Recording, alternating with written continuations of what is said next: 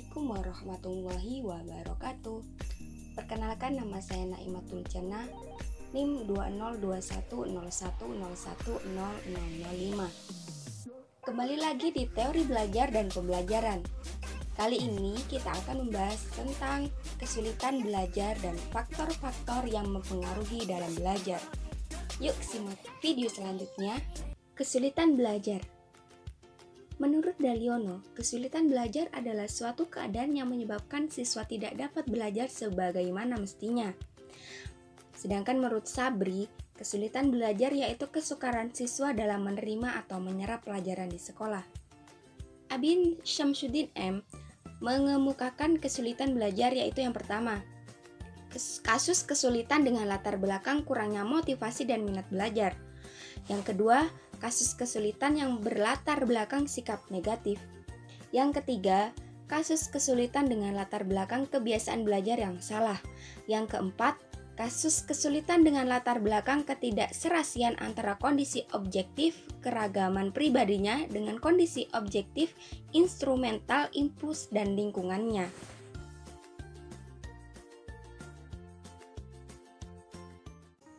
Menurut Susanto, hasil belajar yang dicapai siswa dipengaruhi oleh dua faktor.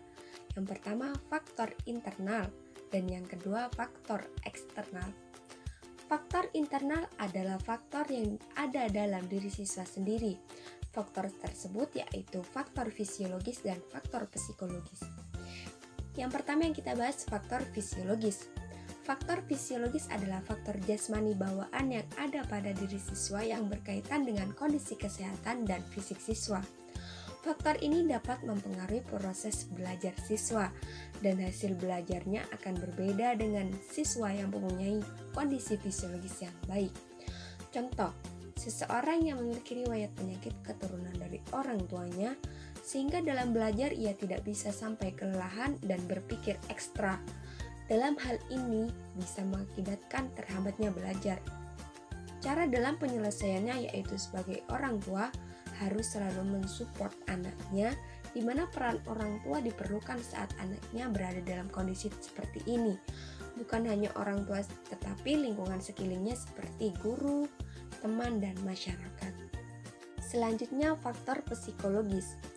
Faktor yang mempengaruhi hasil belajar siswa dalam faktor psikologis yaitu yang pertama, kecerdasan siswa.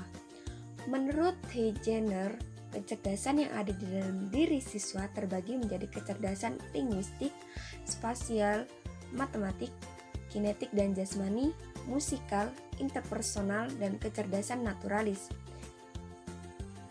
Yang kedua, minat. Menurut Bernard dan Sadirman menyatakan bahwa minat timbul tidak secara tiba-tiba atau spontan, melainkan timbul akibat dari partisipasi, pengalaman, kebiasaan pada waktu belajar atau bekerja. Jadi, jelas bahwa minat akan selalu terkait dengan kebutuhan dan keinginan. Selanjutnya, motivasi. Menurut Nurul, motivasi dapat diartikan sebagai tujuan atau pendorong dengan tujuan sebenarnya yang menjadi daya penggerak utama bagi seseorang dalam berupaya dalam mendapatkan atau mencapai apa yang diinginkan, baik itu secara positif ataupun negatif. Selanjutnya, sikap. Menurut Leng, menyatakan bahwa sikap tidak hanya merupakan aspek mental semata, melainkan mencakup pula aspek respon fisik. Jadi, sikap ini harus ada kekompakan antara mental dan fisik secara serempak. Selanjutnya, bakat. Menurut Chaplin, bakat adalah kemampuan umum yang dimiliki seorang siswa untuk mencapai keberhasilan pada masa yang akan datang. Pada dasarnya, setiap siswa memiliki bakat untuk dapat mencapai prestasi yang baik dalam belajar. Bakat merupakan modal siswa dalam melakukan sesuatu sesuai dengan kemampuan dan potensi yang dimilikinya. Selanjutnya, percaya diri.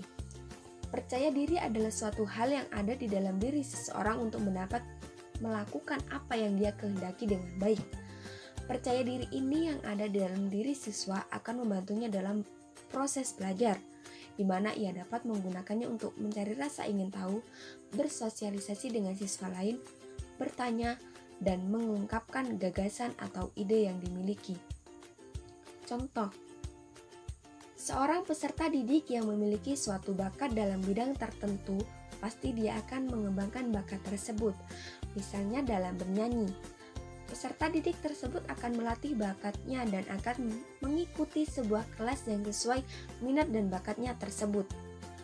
Di dalam melatih menyanyinya pasti akan ada halangan atau hal apapun. Nah, dari sini peserta didik membutuhkan sebuah motivasi untuk melanjutkan kelas menyanyinya. Setelah melewati itu semua, akan muncul kecerdasan dalam bernyanyi atau kepiawaiannya dalam bernyanyi.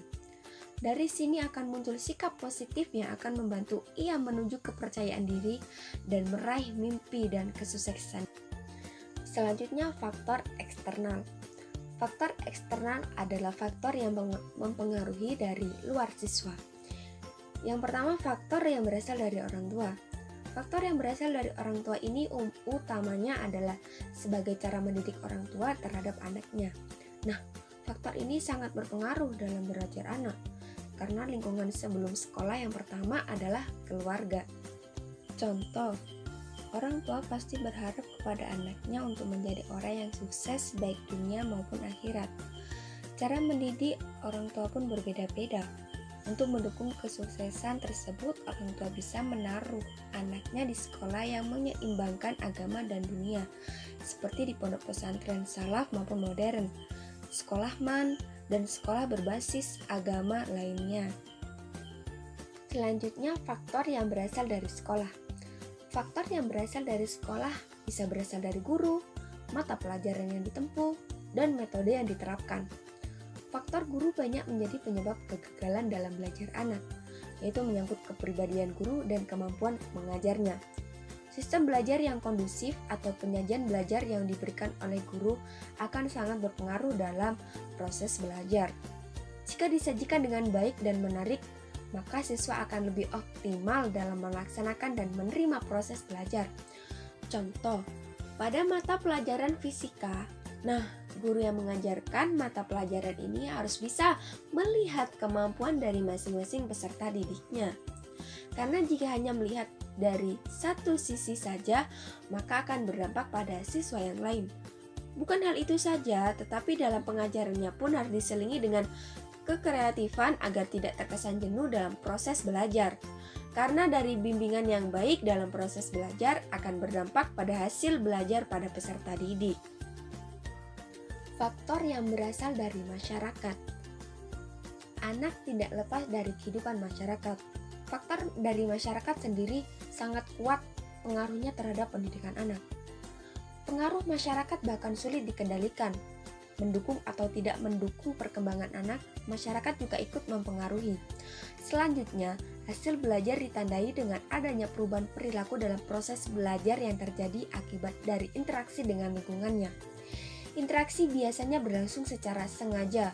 Dengan demikian, belajar dikatakan berhasil apabila terjadi perubahan dalam diri individu.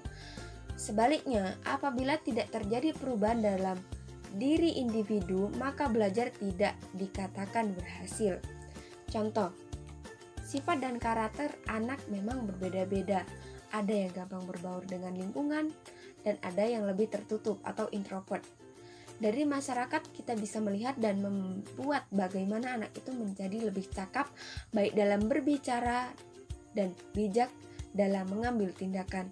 Ketika berada di masyarakat yang keras perlakuannya, bisa jadi anak tersebut akan terbiasa keras dalam hal apapun. Begitu sebaliknya. Oleh karena itu, walau dalam kerasnya masyarakat, kita harus tahu batasan-batasan dalam bergaul agar kegiatan belajar kita tidak terganggu. Mungkin cukup itu saja pembahasan kali ini. Kurang lebihnya mohon maaf. Wassalamualaikum warahmatullahi wabarakatuh.